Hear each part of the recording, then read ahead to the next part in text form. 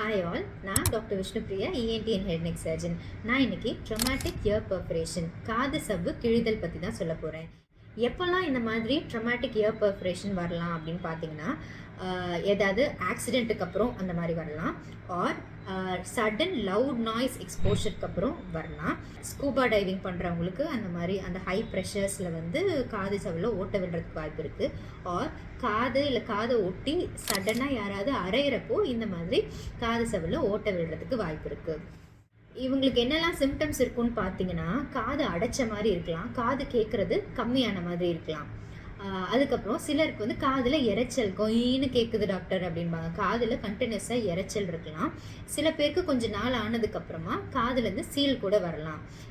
இந்த dramatic year பர்ஃபரேஷனை எப்படி manage பண்ணணும் அப்படின்னா, அந்த சைஸ் ஆஃப் த பர்ஃபரேஷன் பொறுத்து தான். இப்போ அந்த ஓட்டை ரொம்ப சின்னதாக இருக்குன்னா அது தானாகவே ஹீல் ஆகிறதுக்கு நிறைய வாய்ப்பு இருக்குது. ஒரு 2 to 3 வீக்ஸ் டைம் கொடுத்தோன்னா அது ஹீல் ஆக வாய்ப்பு இருக்குது.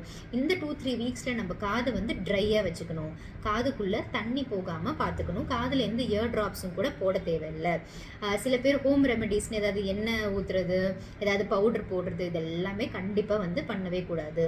இதுவே வந்து இந்த காது சவ்வில் இருக்க ஓட்டை ரொம்ப பெருசாக இருக்குனாலும் நம்ம ஒரு வெயிட்டிங் பீரியட் மாதிரி ஒரு 2 to 3 வீக்ஸ் வெயிட் பண்ணலாம். அப்பயும் அவங்களுக்கு வந்து அந்த ஹீலிங் நல்லா இல்லை, அதே மாதிரி தான் இருக்குது அப்படின்னா, அவங்களுக்கு மிரிங்கோபிளாஸ்டி அப்படின்ற ஒரு சர்ஜிக்கல் ப்ரொசீஜர் மூலிமா அந்த ஓட்டையை அடைச்சி ஹியரிங்கை ரீஸ்டோர் பண்ணலாம்.